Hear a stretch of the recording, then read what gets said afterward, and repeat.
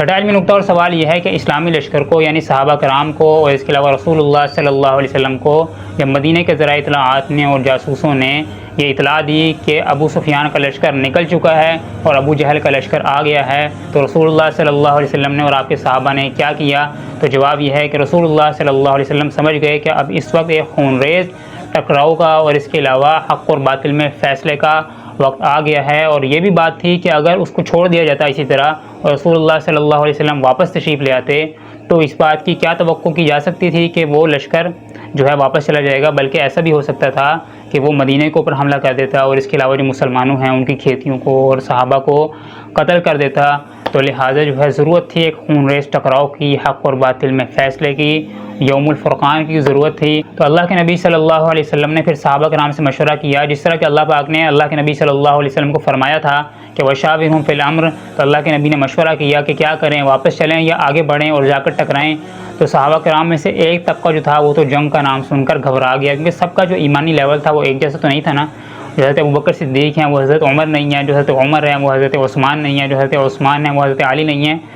سب کے جو فضائل ہیں وہ علیحدہ علیحدہ ہیں۔ تو ایک طبقہ جو ہے وہ ان فریقا من المؤمنین لکارہون، اللہ پاک نے قرآن پاک میں ان کا نقشہ کھینچا کہ وہ خون ریز ٹکراؤ کا اور حق و باطل میں فیصلے کا نام سن کر گھبرا گیا، اور ایسے جس طرح کہ وہ کانما یساقون الی الموت وہم ینظرون، جیسے موت کی طرف وہ ہانکے جا رہے ہیں، موت کو اپنی آنکھوں سے دیکھ رہے ہیں۔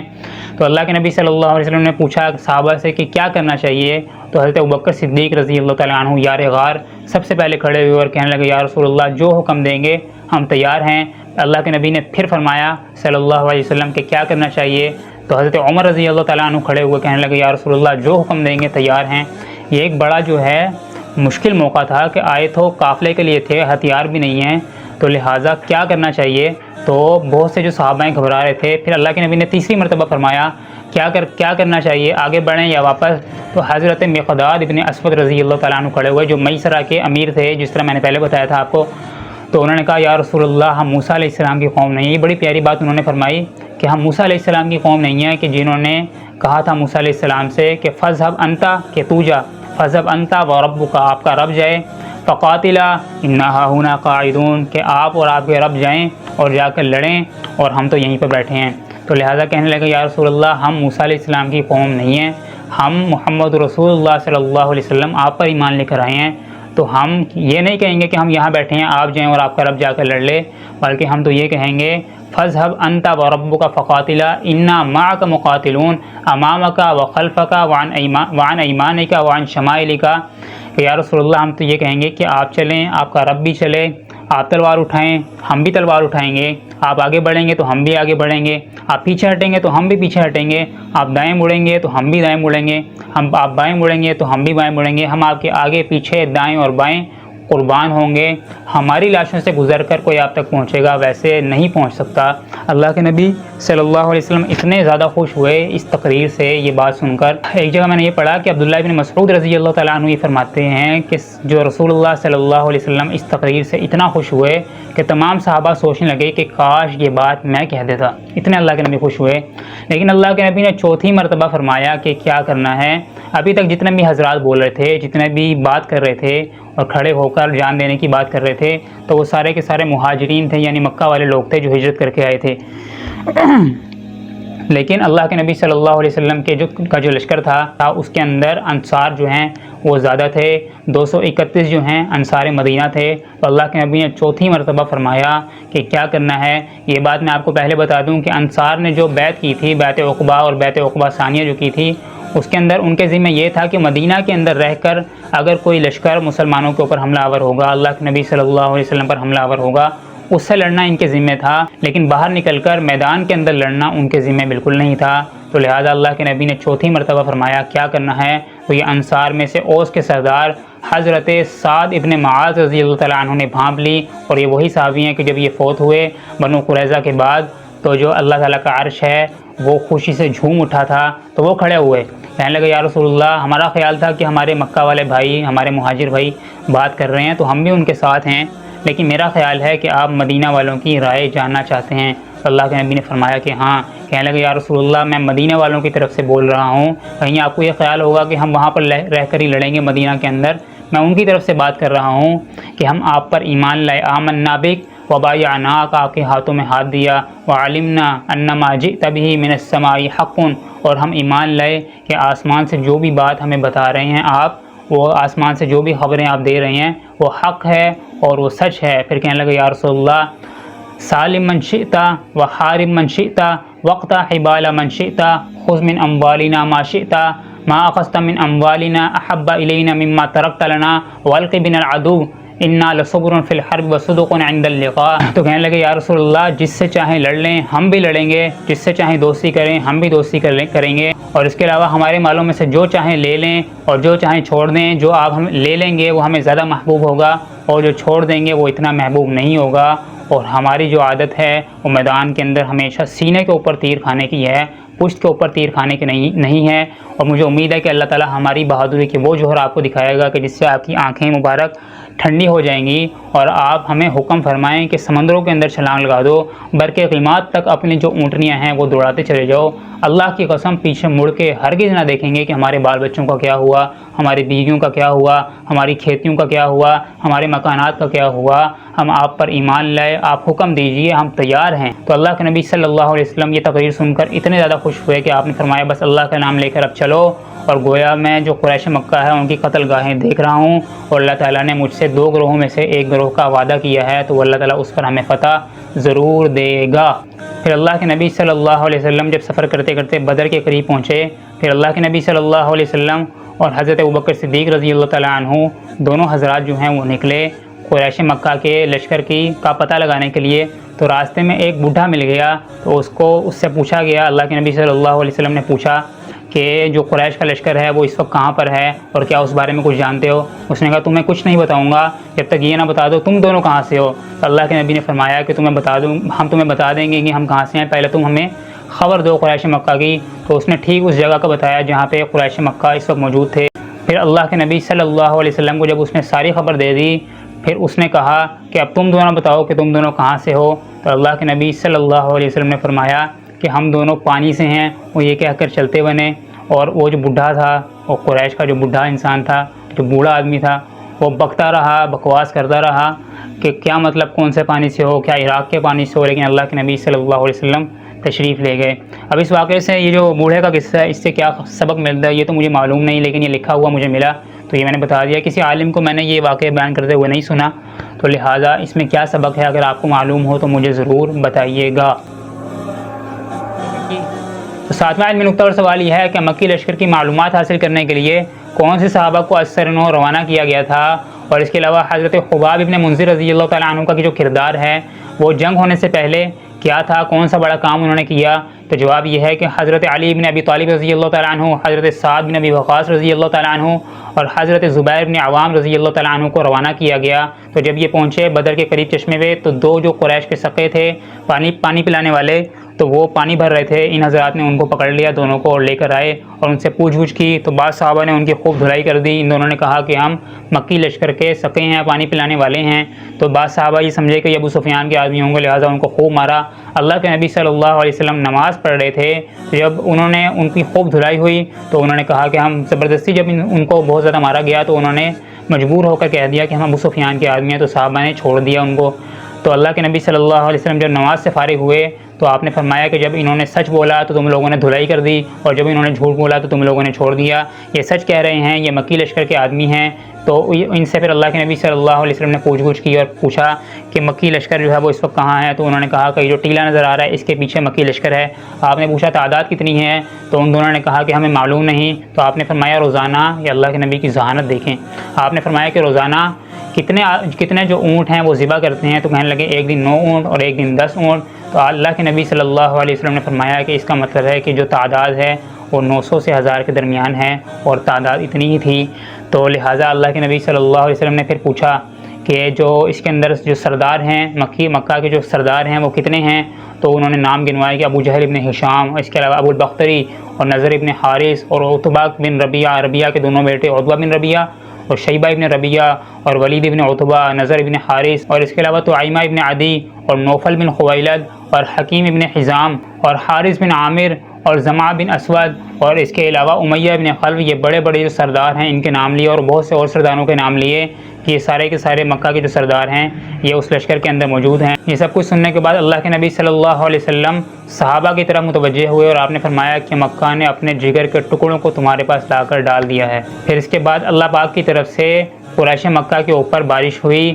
موسلا دھار، اور مسلمانوں کے اوپر برسی پھوار بن کر، یعنی بس ہلکی ہلکی، جس سے مسلمانوں کی جو زمین تھی، مسلمانوں کے جو قدم تھے وہ جم گئے، اور جو قریش مکہ تھا ان کی جو زمین تھی اس میں کیچڑ ہو گیا، ان کے لیے رکاوٹ بن گئی، آگے بڑھنا ان کے لیے مشکل ہو گیا۔ اسی کے بارے میں اللہ پاک نے قرآن پاک میں فرمایا اذ یغشیکم النعاس امنۃ منہ وینزل علیکم من السماء ماء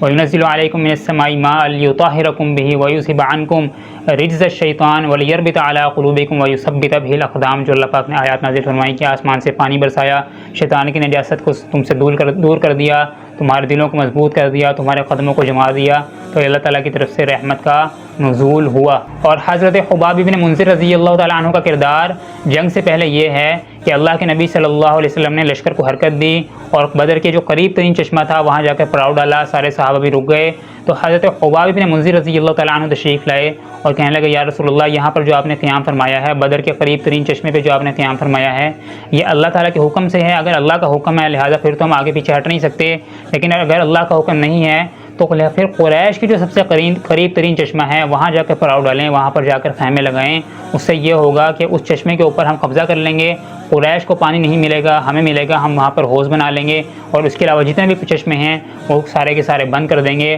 اللہ کے نبی صلی اللہ علیہ وسلم نے فرمایا کہ یہ اللہ کا حکم نہیں ہے، میری محض ایک رائے تھی، اور آپ کو یہ رائے اتنی پسند آئی۔ اور اس کے بارے میں نے یہ بھی سنا ہے، پڑھا نہیں، کہ حضرت جبرائیل علیہ السلام تشریف لائے اور انہوں نے فرمایا کہ یا رسول اللہ خباب ابن منذر کی رائے پر عمل کیا جائے۔ اللہ تعالیٰ نے حضرت خباب ابن منذر کی رائے کو پسند فرمایا۔ پھر اللہ کے نبی صلی اللہ علیہ وسلم نے وہاں سے کوچ کا حکم دیا، اور اس کے بعد قریش مکہ کے جو سب سے قریب ترین چشمہ تھا وہاں پر جا کر پڑاؤ ڈالا، اور وہیں پر رک گئے، اور جو چشمہ تھا اس کو اپنے لیے منتخب کر دیا اور اسی پر حوض بنا لیا گیا۔ آٹھواں علمی نکتہ اور سوال یہ ہے کہ چشمے پر پڑاؤ ڈالنے کے بعد حضرت سعد بن معاذ رضی اللہ تعالیٰ عنہ نے کیا رائے دی تھی؟ تو جواب یہ ہے کہ حضرت سعد نے فرمایا کہ یا رسول اللہ، میرا جی چاہتا ہے کہ آپ کے لیے ہم چھپر بنا دیں، یعنی اونچے ٹیلے کے اوپر آپ کا چھپر بنا دیں، تو اگر اللہ تعالیٰ ہمیں پھر اس کے بعد ہم دشمن سے ٹکرائیں، اگر اللہ تعالیٰ ہمیں فتح دے دے تو یہ وہی بات ہوگی جو ہمیں پسند ہے اور آپ کو بھی پسند ہے۔ چھپر کے قریب جو ہے سواریاں تیار رکھیں گے کہ اگر شکست ہو گئی تو آپ مدینے چلے جائیے گا، کیونکہ وہاں پر جو لوگ ہیں وہ بھی آپ سے اتنی ہی محبت کرتے ہیں جتنی ہم آپ سے محبت کرتے ہیں۔ تو اللہ کے نبی صلی اللہ علیہ وسلم بہت زیادہ خوش ہوئے اور آپ نے ان کو دعا دی۔ پھر اس کے بعد اونچے ٹیلے کے اندر شمال کی طرف ایک اونچا ٹیلا تھا، تو اس کے اوپر اللہ کے نبی صلی اللہ علیہ وسلم کے لیے اونچا جو ہے چھپر بنا دیا گیا، مرکز قیادت بنا دیا گیا، جہاں سے جو سارا میدان تھا وہ نظر آتا تھا۔ اور ایک انصاری جو دستہ تھا حضرت سعد بن معاذ اور بعض جو انصار تھے ان کا جو دستہ بنا کر اللہ کے نبی صلی اللہ علیہ وسلم کا جو وہ چھپر تھا اس کی حفاظت کے لیے ان کو مامون کر دیا گیا۔ نواں علمی نکتہ اور سوال یہ ہے کہ اللہ کے نبی صلی اللہ علیہ وسلم جب میدان جنگ کے اندر تشریف لے گئے تو وہاں پر پہنچ کر آپ نے کیا فرمایا؟ تو جواب یہ ہے کہ اللہ کے نبی صلی اللہ علیہ وسلم نے پہلے لشکر کو ترتیب دی، پھر اس کے بعد آپ نے فرمایا کہ یہ جگہ جو ہے یہ کل فلاں کی قتل گاہ ہے، یہاں پر فلاں قتل ہوگا، یہاں پر فلاں قتل ہوگا، نام لے لے کر یہاں ابو جہل مارا جائے گا، یہاں امیہ بن خلف مارا جائے گا، یہاں جو ہے ابو البختری مارا جائے گا۔ تو اس طرح ہر ایک کا نام لے لے کر اللہ کے نبی صلی اللہ علیہ وسلم نے پیشن گوئی فرمائی، جو اگلے دن جو ہے ثابت ہوئی۔ اور رات کو وہیں پر جو اللہ کے نبی صلی اللہ علیہ وسلم جب بھی پیشن گوئی فرما رہے تھے تو وہیں پر ایک درخت کی جڑ تھی، وہیں پر اللہ کے نبی صلی اللہ علیہ وسلم نے رات گزاری۔ تمام صحابہ نے بھی پرسکون ہو کر رات گزاری، جس کے بارے میں نے آپ کو پہلے بتایا تھا کہ اللہ پاک نے آیت بھی نازل فرمائی تھی، یغشیکم النعاس پوری آیت۔ اور یہ جمعہ 2 ہجری 17 رمضان کی رات تھی، اور جب اللہ کے نبی صلی اللہ علیہ وسلم مدینہ سے نکلے تھے تو وہ 8 رمضان یا 12 رمضان تھا، اور اب اس کو تقریباً 5 دن گزر چکے تھے۔ 10واں علمی نکتہ اور سوال یہ ہے کہ اللہ کے نبی صلی اللہ علیہ وسلم کے جو قریب ترین چشمہ تھا اس کے قریب جب لوگ بڑھے تھے اگلے دن، یعنی رات کو گزرنے کے بعد جب انہوں نے کیمپ میں رات گزار لی، تو جب وہ بڑھے تھے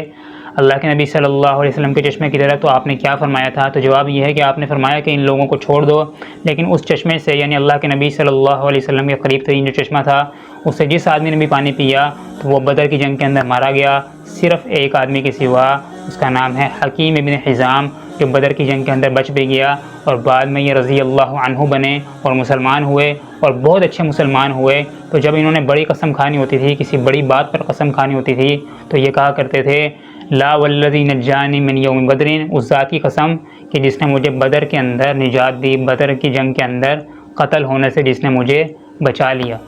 11واں علمی نقطہ اور سوال یہ ہے کہ مکی لشکر نے مدنی لشکر کا پتہ لگانے کے لیے، معلومات حاصل کرنے کے لیے کس کو بھیجا؟ تو جواب یہ ہے کہ عمیر ابن وہب جہمی، جو بعد میں رضی اللہ عنہ بھی بنے، تو اس کو بھیجا اور اس سے کہا کہ معلومات لے کر آؤ۔ تو جب یہ پہنچا، یعنی جب اس نے چکر لگایا اسلامی لشکر کا دور سے، تو اس نے واپس آ کر بتایا کہ اوپر نیچے تقریباً 300 آدمی ہیں اور اس سے زیادہ نہیں ہیں، لیکن پھر بھی میں ذرا ایک بار دوبارہ دیکھ لوں، یہ نہ ہو کہ کچھ لوگ دائیں بائیں چھپے ہوئے ہوں۔ تو اس نے دوبارہ چکر لگایا تو واپس آ کر کہا کہ کوئی آدمی مجھے معلوم نہیں ہوا، صرف 300 کم و بیش 300 آدمی ہیں، لیکن پھر بھی اچھی طرح سے سوچ لو، کیونکہ جتنے بھی لوگ مجھے نظر آئے ہیں ان کے اونٹوں کے اوپر مجھے موت نظر آ رہی ہے، گویا کہ وہ تمہارے ہر ایک آدمی کو قتل کیے بغیر ہرگز نہ جائیں گے، ہرگز نہ مریں گے، نہ قتل ہوں گے، لہذا اچھی طرح سوچ لو، اگر تمہارے سردار مارے گئے تو پھر جینے کا مزہ ہی کیا ہے۔ 12واں علمی نقطہ اور سوال یہ ہے کہ عمیر ابن وہب جہمی نے جب یہ خبریں لا کر قریش مکہ کو دیں تو ان کا رد عمل کیا تھا؟ تو جواب یہ ہے کہ سارے کے سارے قریش ابو جہل کے خلاف ہو گئے کہ اب ہمیں لڑنا نہیں چاہیے۔ تو اس کے بعد جو ہے حکیم ابن حزام جو ہے اس نے وہ عتبہ بن ربیعہ کے پاس آیا، اس نے کہا کہ عتبہ آپ کوئی ایسا کام کر جاؤ کہ لوگ آپ کو یاد رکھیں، آپ کے مرنے کے بعد بھی آپ کو یاد رکھا جائے۔ تو عتبہ نے کہا کہ وہ کون سا کام ہے؟ تو اس نے کہا کہ عمر ابن حضرمی جو سریہ نخلہ کے اندر مارا گیا تھا عبداللہ ابن جہش رضی اللہ تعالیٰ عنہ کے ہاتھ، تو اس کا جو بھی معاملہ ہے، اس کی جو دیت کا معاملہ ہے، اس کے مال کا جو معاملہ ہے، وہ اپنے ذمے لے لو، صرف اسی کی وجہ سے جو قریش ہیں، قریش مکہ جو ہیں وہ بھڑکے ہوئے ہیں۔ تو عتبہ ابن ربیعہ نے کہا کہ یہ بہت اچھی بات ہے، لہٰذا تم لوگوں سے اس کی بات کرو اور جو بھی سارا کا سارا معاملہ ہے وہ میرے سپرد ہے، اس کا مال بھی میرے ذمے ہے، میں ادا کروں گا۔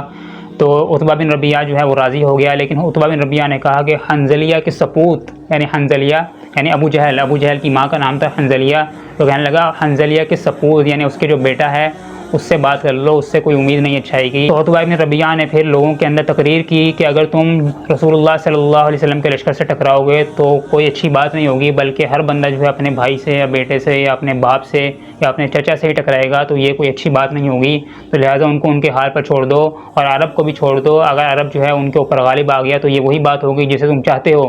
اور اگر وہ رسول اللہ صلی اللہ علیہ وسلم پر غالب آ گئے تو وہ تمہیں بھی چھوڑ دیں گے، کیونکہ تم نے ان کے ساتھ اچھا سلوک کیا ہوگا، بلکہ ان سے لڑے نہیں ہوگے۔ اور دوسری طرف حکیم ابن حزام ابو جہل کے پاس پہنچا اور اس سے کہا کہ عتبہ بن ربیعہ نے